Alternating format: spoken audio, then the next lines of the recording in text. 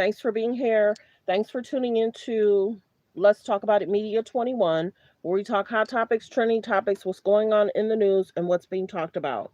So, allow me a few seconds to get into my system, me to do my disclaimer.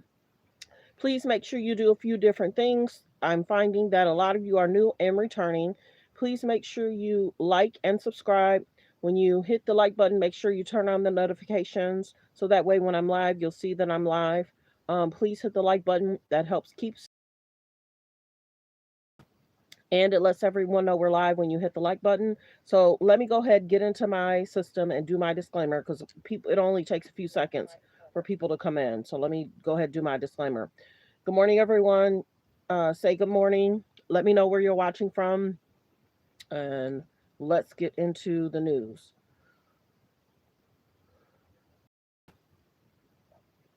Copyright disclaimer under Section 107 of the Copyright Act of 1976. Allowance is made for fair use for purposes such as criticism, comments, news reporting, teaching, scholarships, and research. Fair use is used permitted by copyright statute that might otherwise be infringing. All comments are alleged, in our opinion, and for entertainment purposes only.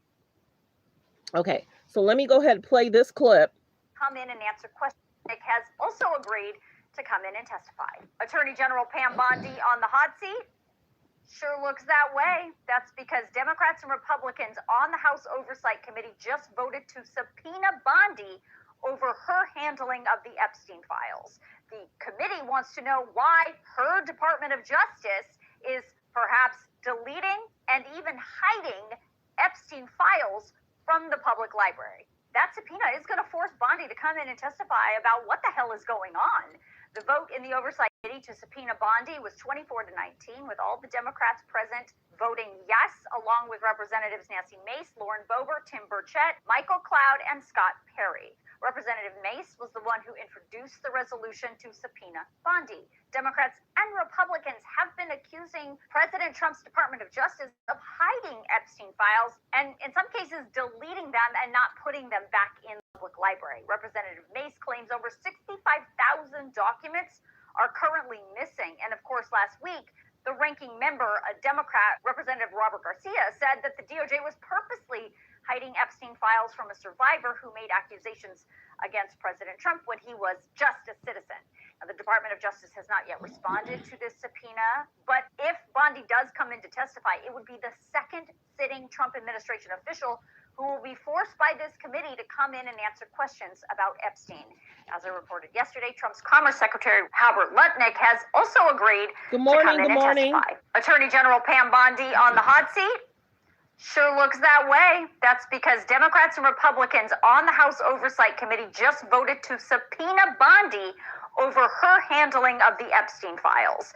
The committee wants to know why her Department of Justice is perhaps deleting and even hiding Epstein files from the public library. That subpoena is going to force Bondi to come in and testify about what the hell is going on. The vote in the Oversight Committee to subpoena Bondi was 24-19, with all the Democrats present voting yes, along with Representatives Nancy Mace, Lauren Boebert, Tim Burchett, Michael Cloud, and Scott Perry. Representative Mace was the one who introduced the resolution to subpoena Bondi. Democrats and Republicans have been accusing President Trump's Department of Justice of hiding Epstein files and, in some cases, deleting them and not putting them back in the public library. Representative Mace claims over 65,000 documents are currently missing. And of course, last week, the ranking member, a Democrat, Representative Robert Garcia, said that the DOJ was purposely hiding Epstein files from a survivor who made accusations against President Trump when he was just a citizen. Now, the Department of Justice has not yet responded to this subpoena, but if Bondi does come in to testify, it would be the second sitting Trump administration official who will be forced by this committee to come in and answer questions about Epstein. As I reported yesterday, Trump's Commerce Secretary Howard Lutnick has also agreed to come in and testify. Attorney General Pam Bondi on the hot seat? Sure looks that way. That's because okay. Committee just. So let's get into some more hot topics, trending topics. There's a lot going on in regards to Bondi. I think I'll take care of the information in regards to Bondi first, and then we'll get into Trump. And this is the biggest thing. How are they able to delete files? Shouldn't there have been a release to the government, and those are sealed just as a backup or protection, how are they able to delete files and remove them? That's crazy work.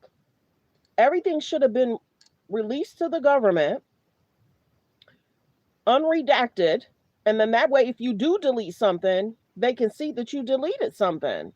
It's crazy work. So let me get her up here. Hold on one second. Like the videos you guys come in, but many people are talking about Bondi. Many people are talking about Bondi. I think I'll show the other picture. Hold on. I might even do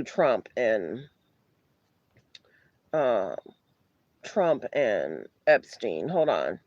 Just give me a second to find the picture. Like the videos you guys come in. Like the videos you guys come in.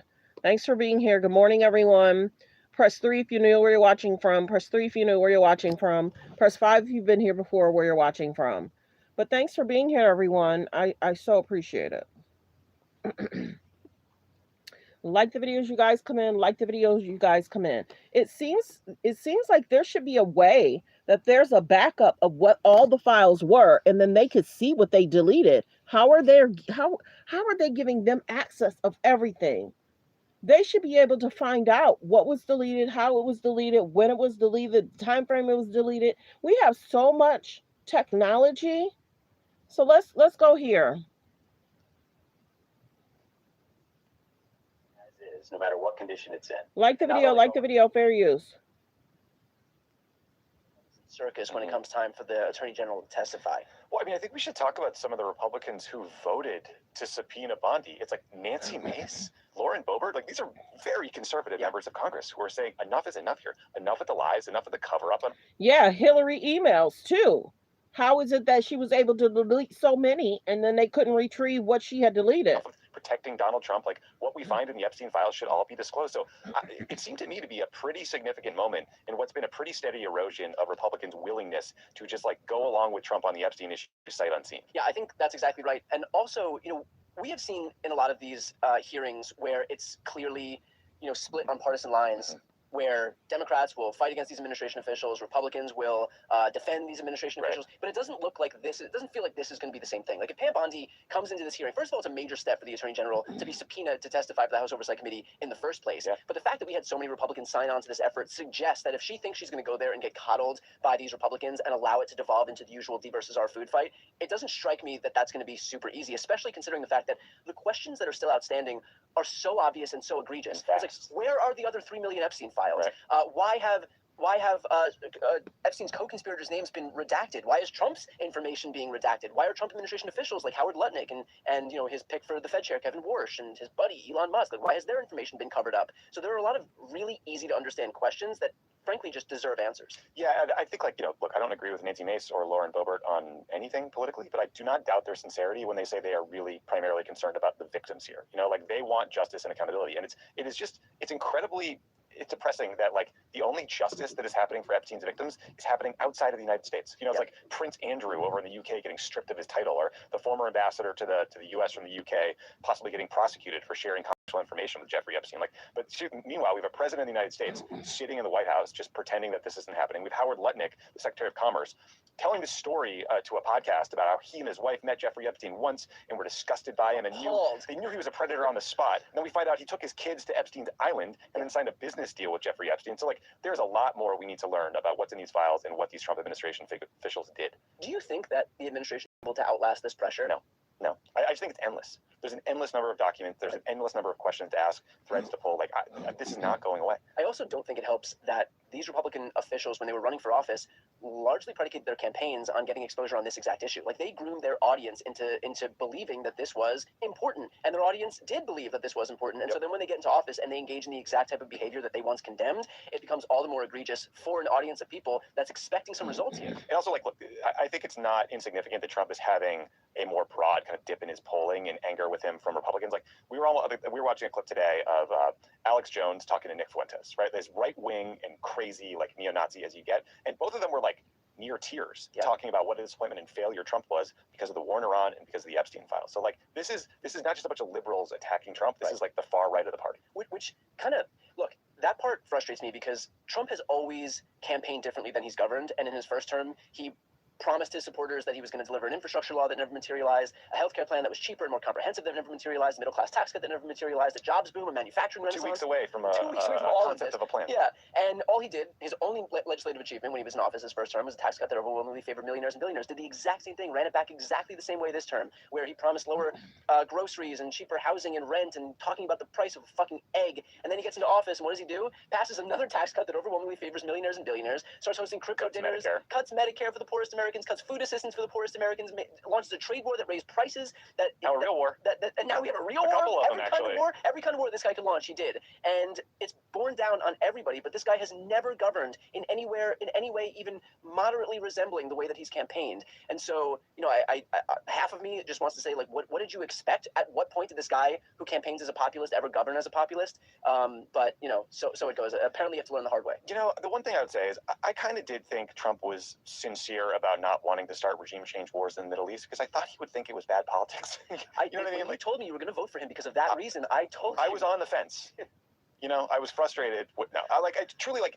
This is going to go badly, and it's going to destroy his political legacy. And the fact that he doesn't understand that, look, maybe he's just an idiot. That's how you explain it, but here we are. And look, as bad as things are going for Trump, it seems to be filtering down to the rest of his administration, just as incompetent and griftery as he is. So we have Christi Noem, the Homeland Security Secretary, who is having a rough time in front of these members of Congress, even the Republican members of Congress and senators who are losing their patience with her incompetence. I think we have a clip from today's hearing. So, Secretary Noem, at any time during your tenure as Director of Department of Homeland Security, have you had sexual relations with Corey Lewandowski?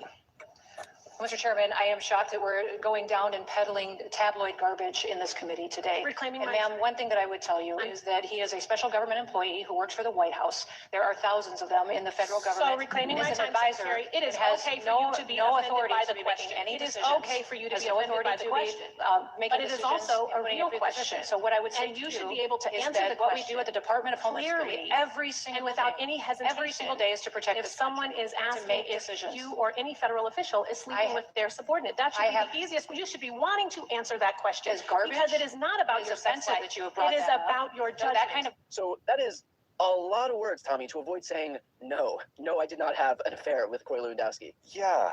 Most words to avoid saying no. You would think that if the answer was no, you could just say no. Yeah. It feels a little uncomfortable there that she couldn't.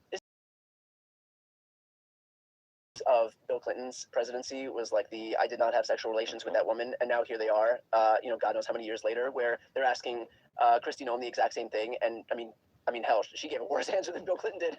And it really is a relevant question, because when you're the Secretary of Homeland Security, you cannot be sleeping with your subordinates, and you cannot be lying to Congress about what this person's role is, right? Like, Corey Lewandowski was Trump's first to be chief of staff over at DHS. The White House reportedly spiked him, so he's something called a special government employee, which means he's supposed to only be able to work. I'll say he's a special government employee. Extra special. But he's only supposed to be able to work there for like 150 days, but he's end running around the system. And he's also doing things he shouldn't be doing, like fucking the Secretary of Homeland Security. that and approving contracts is where I was going to go. Oh, right. So, all of it. You can't do both. Both are bad. Well, apparently you can do both. Yeah, apparently you can do both. Jared Moskowitz is going to ask you about it.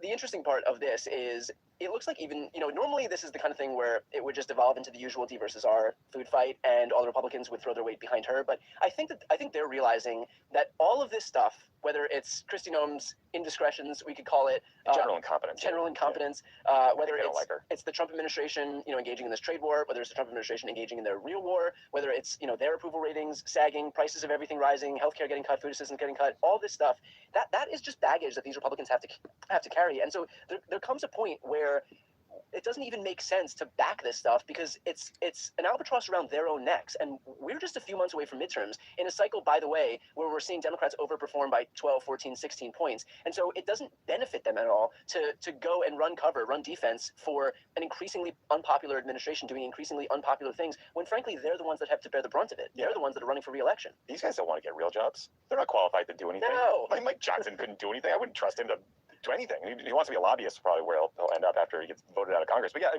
these guys are looking at 2026. It is barreling down on them. Trump's numbers are getting worse. Remember at the beginning of the year, there were all these stories about how Susie Wiles, Trump's chief of staff, is going to enforce discipline at the White House. We're going to have a new tone. We're going to do affordability events every week. And now we're doing our second regime change war in like 6 weeks. I know. They are so far off the fucking rails. Yeah. So yes, like they're gonna, and none of them can yell at Donald Trump. They don't have the balls to do it. So they're gonna yell at his staff. And Christi Noem got the brunt of it today. Yeah. Did your teenager develop depression, Like the anxiety, video, or like the eating video, fair disorder? use reaction clip. Like the videos, you guys come in. Thank you for being here. Good morning, good morning, good morning. Brunt of it today. Yeah. Well, I think putting a fine point on that, we can look at what happened in Texas, kind of as a big blinking red light for what's to come for Republicans. We now are in a situation where James Talarico has won the Democratic primary, but the Republicans, Ken Paxton and John Cornyn, neither one of them reached that 50% threshold. So we are now in a runoff, which is 3 more months of infighting, 3 more months of spending money. These guys have already spent somewhere in the ballpark of $90 million, making it the most expensive Senate primary in American history, meaning we're going to just spend more money as these two jockey for position. Now, Trump did come out and basically try to put the kibosh on this by saying that he's going to be issuing an endorsement and that he expects the other Republican who he doesn't endorse to drop out. I think smart money is on the idea that he's going to endorse John Cornyn, which I find so ironic because John Cornyn is expressly not the MAGA candidate. Like he is the more, I don't even know what you would call it, just establishment Republican. Republican, and he's running against Ken Paxton, who is an avowed MAGA candidate. And so if Donald Trump comes out and endorses John Cornyn over Ken Paxton, for me, it'll be tantamount to an admission that MAGA has no juice, that it's weak, that its brand is toxic, and that even the king of MAGA recognizes that MAGA isn't going to sell anything, and so that there's no choice but to abandon his own acolytes in deference to these more establishment Republicans. Yeah, and look, I think it tells you a lot about Trump's character that it took him this long to endorse Cornyn in the first place. Because like Cornyn is so obviously the better general election candidate, but like Paxton was nice to Trump in his darkest hour, and he's the more MAGA, as you said. Ken Paxton is shockingly corrupt. Like the Republican-led House of Representatives in the state, they voted 121 to 23 to impeach Ken Paxton on 20 articles in 2023. His own aides reported him to the FBI in 2020. There's securities fraud. There's this horrible infidelity and like that spill. Okay, let's continue with the hot topics, trending topics. Like the video as you guys come in. It's being reported Britney Spears has been arrested for DUI. Let's get into it. Like the videos y'all come in. Like the videos you guys come in. Are you surprised that she's been arrested? Britney Spears arrested. Like the videos you guys come in. Britney Spears arrested. Like the videos you guys come in. Britney. All right, we have got some breaking news this morning involving Britney Spears. Apparently, the 42-year-old pop star was arrested last night, Wednesday night, in Ventura County, California, for driving under the influence. Authorities say that Britney Spears was stopped and handcuffed by the California Highway Patrol around 9:28 p.m. local time. She was later booked into custody at approximately 3:02 a.m., and this is according to Ventura County jail records, and then released just a few hours later at about 6:07 a.m. Thursday morning, this morning. Now, at this point, there are still very few details about exactly what led up to the stop, what happened. Law enforcement has not publicly released information about the circumstances surrounding the arrest or the traffic stop, whether there was a traffic incident or what prompted officers to pull her over in the first place. What I can tell you is that the story was first reported by TMZ, later confirmed by Page 6 through jail records. And of course, Britney Spears has spent the last several years back in the spotlight following the end of her conservatorship in 2021 after more than a decade under court supervision. Now, since then, she's had a very public and sometimes turbulent personal life, including her divorce and a series of viral social media moments that have kept her name in the headlines. But this DUI arrest is the first major issue involving her that we've heard about in quite some time. Now, like I said, at this point, we don't have all the information. Once more information does come out about the incident, what led to the stop, I'll be back to update you guys. So, of course, make sure to hit that follow button already. And, of course, drop your thoughts in the comments, what you guys think happened, or if you know what happened.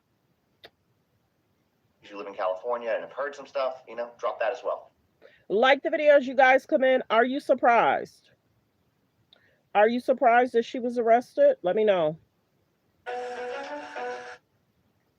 Like the video, fair use reaction clip.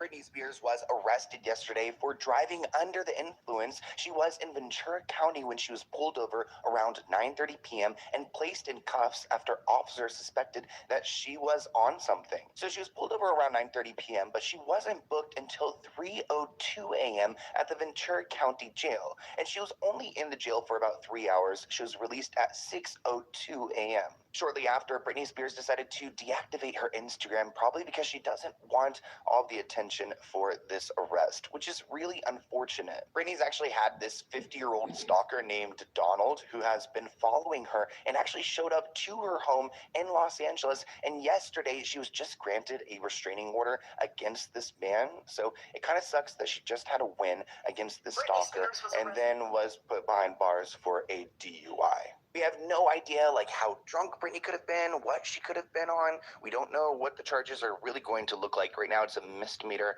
DUI and she's got court on May 4th. But everyone is so worried about Britney Spears, and of course this is alarming news. So I hope that she's okay. What do you guys think in the comments below? Like the video as you guys come in. Like the video as you guys come in. DUI last night in California. According to reports, this happened at about 9:30 p.m. in Ventura County on Wednesday, March 4th. She was booked into jail at about 3 a.m. and then she was released a few hours later. They're saying that this charge is being processed as a cite and release. She has to return to court on this charge on May 4th, 2026. I had just posted about Justin Timberlake filing a lawsuit where he is trying to keep his DWI arrest body cam footage from being released. Now, just days after making that video, Britney Spears is arrested in a similar case. Not much has come out yet. We don't know what led to the traffic stop or her arrest. We don't know if they did testing or if they have levels of alcohol from her. This is brand new news, and I will keep you updated. We'll see if her body cam footage comes out along with Justin Timberlake's. Now, her social media appears to be gone after this arrest. We have no way to know if she made that decision or if her team did. This is just devastating. I mean, the story of Britney Spears never stops making me sad. Between the posts that she's been putting up since being released from her conservatorship, I just hope she's okay. And if there is help needed, I hope that she gets that. Let me know your thoughts. And yeah, well wishes to Britney Spears. We understand that there's been so many issues over the last several years. Everybody's talking about it. Everybody's talking about it. Prayers go out to Britney Spears. There's just been a lot going on, you know, family issues in regards to ex-husband issues, in regards to the conservator issues. It's just been nonstop for years. Hold on. It's just been nonstop for her for years. To begin with breaking news, Britney Spears arrested for DUI last night in Ventura County. This is coming from the Ventura County Sheriff's Department. The pop superstar was reportedly handcuffed by CHP officers around 9:30 last night. They say she has since been released. So far, no comment from her team. Like the video as you guys come in. Like the video as you guys come in. Let's continue with the news. Like the video as you guys come in. Thanks for being here, everyone. Good morning, good morning. The burger battle. Wendy's to try Baconator today. Of course, we're starting with our Wendy's square patty, fresh, never frozen beef. Absolutely nothing better. Oh, of course, you gotta have a Frosty with a burger. Is this set up today? Oh, wait, our machines are always working. I've been waiting for this all day. Wendy's fresh, never frozen beef, our Applewood smoked bacon, our brand new bun, our square burger cooked on a flat grill. Amazing, absolutely wonderful. That's a burger. This is exactly the way a great hamburger should be. You gotta top it off with the fries and Frosty. Do you dip your I thought I'd fries in come your down to our Frosty? kitchen here at Wendy's to try Baconator today. Of course, I didn't know he made his own burger, so that's cool. I only saw him eat it. come down to our kitchen here Okay, at Wendy's. let's go to Burger So I've King. been getting a lot of feedback on the Whopper. I don't know. I remember like Whoppers as a kid just being like so good and so juicy, and then like now it felt so soggy and just sad. What I'm hearing is people say they love the Whopper, but I want it to taste that good in the first bite and that good in the last bite. Absolutely, and that comes down to a perfect proportion and great ingredients That looks great. and beautiful produce. How's And the mayo different? Like, it's richer, it's got more body, and I think it stands up to the ingredients much better. Not bad, right? only one thing missing. a napkin. Absolutely. Hey, so I've been getting a lot of feedback on the Whopper. Next clip. I remember Chris K McDonald's. here with, you've heard about it, here it is, the Big Arch. This is something that we have tested already in Portugal, Germany. The McDonald's one was one that got as much criticism because it don't look like he took a big bite. Hey, here with, you've heard about it, here it is, the Big Arch. This is something that we have tested already in Portugal, Germany, Canada. I love this product. It is so good. I'm going to do a tasting right now, but I'm going to eat this for my lunch, just so you know. Does he have a lot of fries or not? What's going on with his fries? God, that is a big burger. We've got a very unique kind of sesame poppy sort of bun on it. We've got 2 quarter-pound patties, a delicious Big Arch sauce, and of course some lettuce. So, there's so much going on with this. First of all, let's try to get this thing, I don't even know how to attack it. Got so much to it. Oh, there's also some crispy onions on here as well. I see those kind of coming out. Small bite. All right, the moment of truth. But he bit it. That is so good. That's a big bite for a Big Arch. It's Chris K here with, you've heard about it, here it is. So if you ever gone to McDonald's, they did him like they do us. It's like, where's all the fries? Is this supposed to be a medium or a large fry? Unless he ate some of them. But let me know in the comments who you with. You got Wendy's. Do you prefer Wendy's? Press 1. Do you prefer Burger King? Press 2. Do you prefer McDonald's? Press 3. Who you got? Let me know in the comments. Who did better in the commercial as well? Let me know in the comments. But let's continue with the news. Fair use reaction clip. I don't know if this is going to be factual or not. If or not, 50 Cent will do a documentary on T.I. and Tiny. There was a bunch of stories back in the day. Can't confirm or deny if the stories were real or fake. But there was a lot of news trending about T.I. and Tiny. I want to say 2-3 years ago. And there was a young girl making claims. And she was trying to get other women to, have a comment in regards to what they went through. So there's been a lot going on in regards to T.I., Tiny, 50 Cent. There's a lot of memes out there. I just can't do it to Tiny. I can't show those pictures. There's a lot of videos that it looks like, I don't know if somebody did those videos for 50 Cent. There's like a little person and then they're thrown. Yeah, there's a lot going on in regards to the children making songs about 50. Even the little baby girl got into a song and was talking about 50, about the mama. But yeah, there's a lot going on. And then I saw a video where the reporters, I don't know if it was TMZ, maybe. The reporters were trying to talk to Tiny and T.I. And then T.I. was kind of like, no, let me talk. So yeah, that was interesting. Like the videos, you guys come in. Everybody's talking about it. So I don't know if he's really going to do a documentary. I don't know if there's even something that people need to survive. Then 4, like the video, fair use reaction clip. And everybody's talking about this Burger King. Everybody's talking about paying Bondi as well. Yeah. So there's a lot going on. Let me see. Many people are talking about Jeannie Mai and who she's dating now. I did a short regarding that. I guess the wife has filed for support. Jeannie Mai is in another situation where she's trending about who she dating. It's starting off already bad for Jeannie Mai. Okay, so Stefon Diggs is released from the Patriots. Let's get to that. Stefon Diggs has been released from the Patriots. Are you surprised? Stefon Diggs released from the Patriots. Hold on, I don't think it did it. Stefon Diggs released from the Patriots. And while it looks this up, what when business slowed, Hank asked co-pilot and himself. What got into him being over there? Did y'all notice within that time that he was there, a lot of baby mamas, a lot of women dating? What got into him being over there? Yeah, he was trending 2, 3 years ago, but once he got over there, many people are like, Cardi, of all the men to date, why him?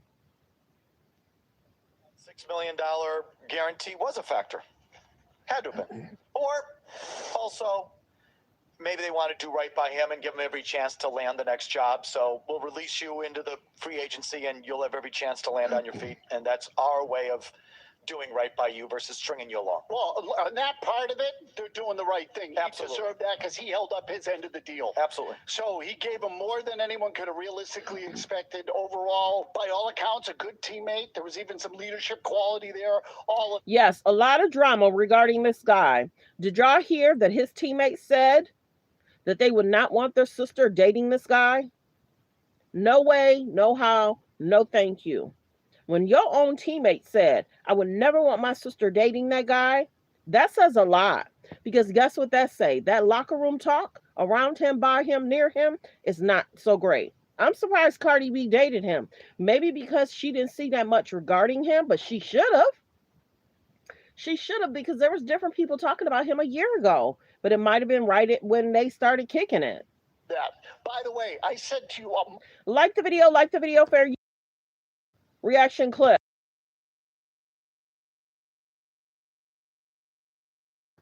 Let's continue. A month ago, when that $6 million thing came up, I said, there's no way the Patriots are going to commit to that $6 million. No way. But they better not half-ass it. They better not half-ass it. Thank you. And I am going to be amenable. I'm going to be flexible. You get to pick it, Patriots. You can take a downfield guy like Alec Pierce. You can take an outside boundary guy like A.J. Brown. You can trade for a promising former high draft pick who has worn out his welcome somewhere else. Who's the kid in Jacksonville? You could Brian Thomas, Marvin Harrison Jr. I'll let you choose, but I'm going to follow the money, and I'm going to follow the acquisition cost, and we'll know. Okay, so there's not too many people in here. I should have went live earlier. There's like 24 people in here. When I go live earlier, there could be easy 100 and something. So I thank everyone for being here. Fair use reaction clip. I tried to cover the news. I actually took care of some stuff, went back to sleep. So yeah, I mean, I'll go live again earlier tomorrow. But yeah, Stefon Diggs has been released. I don't know if Cardi B has made a statement, but yeah, copyright disclaimer under Section 107 of the Copyright Act of 1976. Allowance is made for fair use for purposes such as criticism, comments, news reporting, teaching, scholarships and research. Fair use is used permitted by copyright statute that might otherwise be infringing. All comments are alleged in our opinion and for entertainment purposes only. Thanks for being here, everyone. Have a